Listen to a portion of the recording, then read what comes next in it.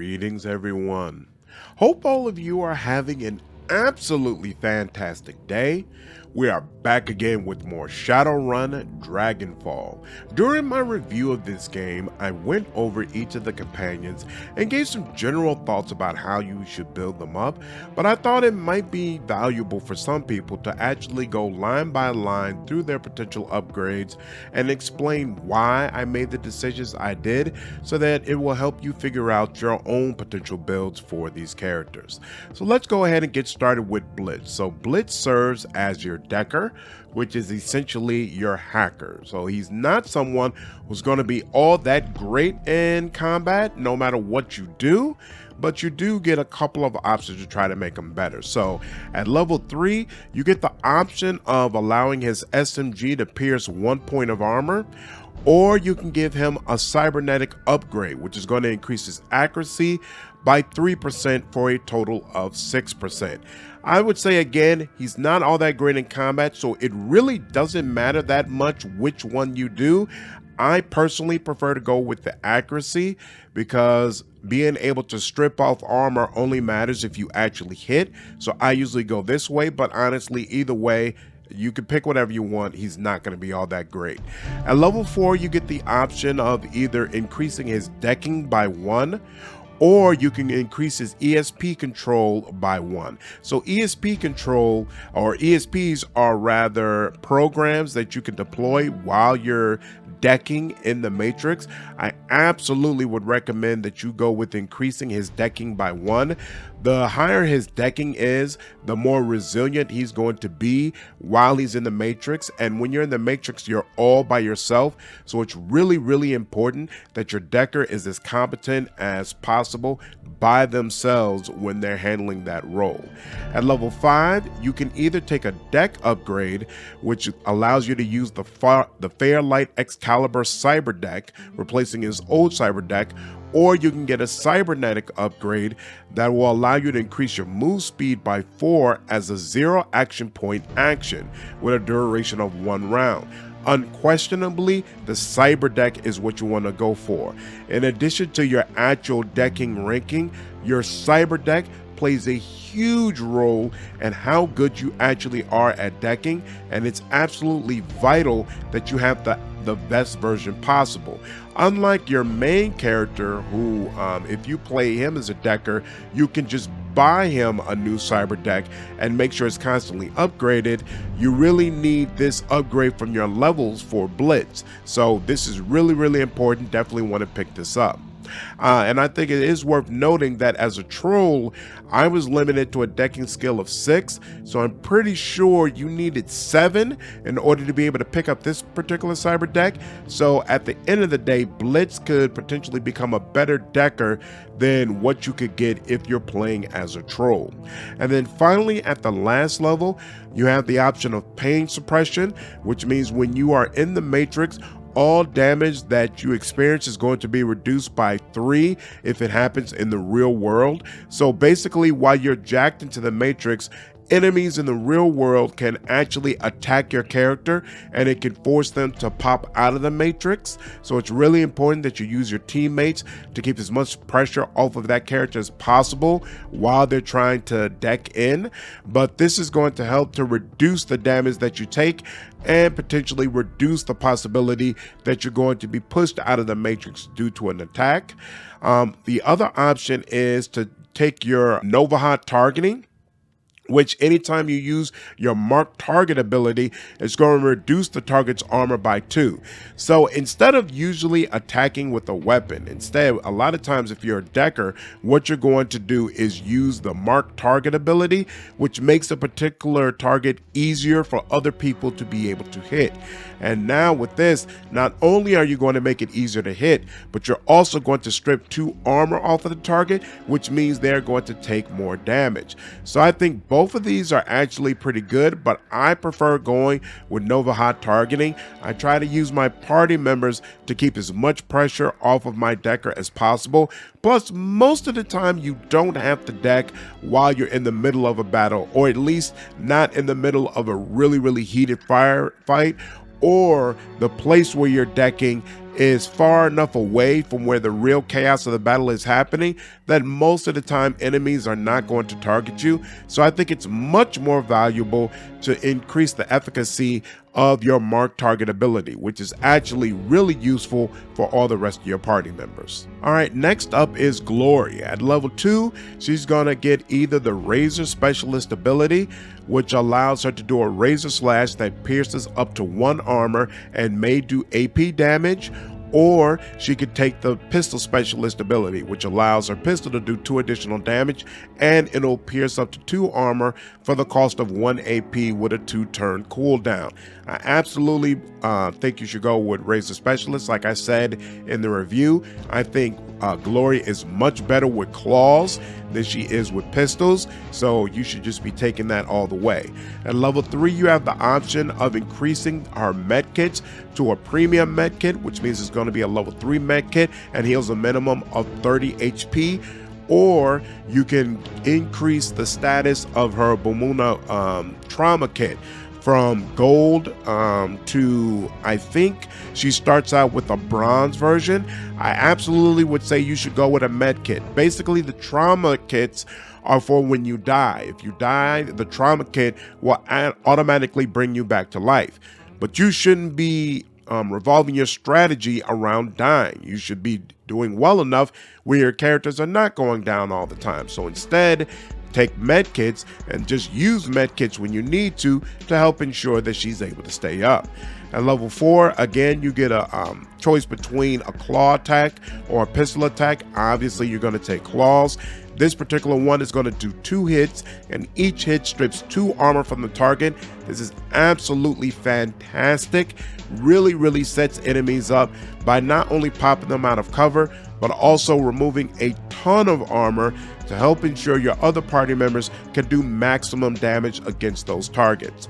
At level 5, you can increase the efficacy of her adrenal pump, where it's going to last 1 additional round for a total of 4 rounds. Her adrenal pump gives her an additional action point, which is obviously very useful. The other option is that Glory can use her adrenal pump on a downed ally to revive them at 25%. Again, you should not be revolving your strategy around party members dying all the time. So instead, you should definitely take the option that's going to allow her to have an additional AP for 1 more round. Finally, at level 6, again, you can increase her trauma specialist option to platinum, or you could take a pistol upgrade. You're absolutely never going to be using pistol, so in my opinion, you might as well take the trauma kit here. Next up is Dietrich. At level 2, you get an option between expanding the usage of his Electro Core spell, where it'll now strip 1 armor from affected targets, or you can get a thrown weapon ability. As I said in the review, I absolutely think you should stick with spells. He gets some really nice support spells as you go throughout the game. I pretty much ignore blade throwing. At level 3, you get the option of adding an earth elemental or fire elemental summon. It really doesn't matter which one you choose. As I said before, I think summoning is kind of weak in this game, but I just love fire, so I go with fire elemental. At level 4, you can expand his nerve bolt, where it now flushes enemies from cover when they are hit, causing them to stand up. So as I mentioned in the review, when enemies are behind cover, they're basically crouching down, and it lowers your percentage to be able to hit them. So it's really important by either using a spell like this or by having somebody in melee engage them to get these people to stand up from their cover and making them much more vulnerable. Your other option is to imbue him with an innate +1 to armor. Me personally, I keep Dietrich far in the back, letting him just spam out support spells. So instead I go for the nerve bolt and use him and Glory to pop up people and make them more vulnerable in combat. At level 5, you can either expand his Electro Core spell, where it's going to have an increase of 1 tile in all directions, or it's only going to cost 1 AP to cast. Me personally, I take the 1 AP score. A lot of times you're going up against, or he's using this against enemies where Glory is right in the middle of it anyway, so expanding the range of it a lot of times doesn't really help me, whereas being able to only use one action point to cast a spell as opposed to the 2 action points it costs before this is actually really helpful and lets me spam this spell more often. And then finally at level 6, you can expand his Dragon Slayer spell, where either it's going to harm all foes within 3 tiles of Dietrich for 16 damage, and on subsequent rounds, the targets take 5 HP damage and 1 AP damage, or you can expand the functionality it has of reducing damage by an additional 2 points, and it's going to cost 1 AP with a radius of 3 and a duration of 3. I actually take the Dragon Slayer shield because, again, I keep Dietrich in the back, so very rarely is he getting hit or is he surrounded by enemies, so this upgrade doesn't particularly work for me. But if you play with him in a different way, where you feel like he is getting surrounded by enemies all the time, this could easily be worth it. And then finally we have Eiger. At level 2, you get a sniper ability that will increase the accuracy of one shot by 35%, or you could take a scattershot shotgun ability, which is going to make multiple enemies easier to hit. I personally prefer to go with sniper because I like just taking enemies out, but you do face a lot of enemies in this game. You're in combat all the time, and it throws enemies at you in large groups. So having the shotgun and being able to attack multiple enemies at one time is definitely a viable strategy. So I preferred sniper, but I would say just go with whatever you personally prefer. At level 3, you could choose between a frag grenade, which does plus 4 HP damage, or you could take a flashbang grenade, which does 2 AP damage and makes affected targets easier to hit. I would say both really are fantastic, so it's just a matter of personal preference. I prefer to flat out take enemies out, so I took the frag grenade, but especially considering if you're carrying a sniper rifle, it might make more sense to set these enemies up, because you can later in the game throw a grenade and then take a shot in the same turn. So you could literally set up someone for damage and then immediately take advantage of them with your sniper rifle. At level 4, you get another sniper rifle ability, which is going to allow you to ignore armor completely for one shot, which is going to allow it to do significantly more damage, even though it is harder to hit enemies with it.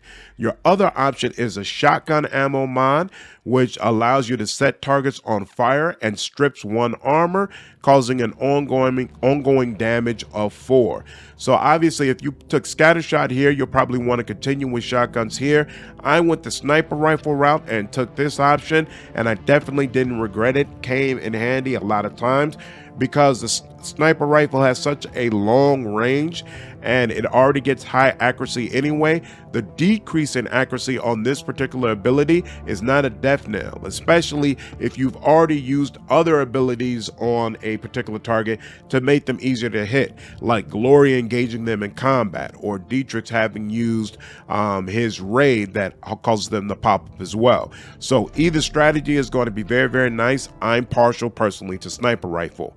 At level 5, you can get an upgrade version of the sniper rifle, which is going to do increased damage, or you have the option of taking cybernetics, which is going to add +1 movement when triggered, and the user will dodge the first attack against them each round. So obviously, if you took shotgun, or rather if you're specializing in shotguns, this is going to be more useful because it's going to allow you to get to your targets quicker.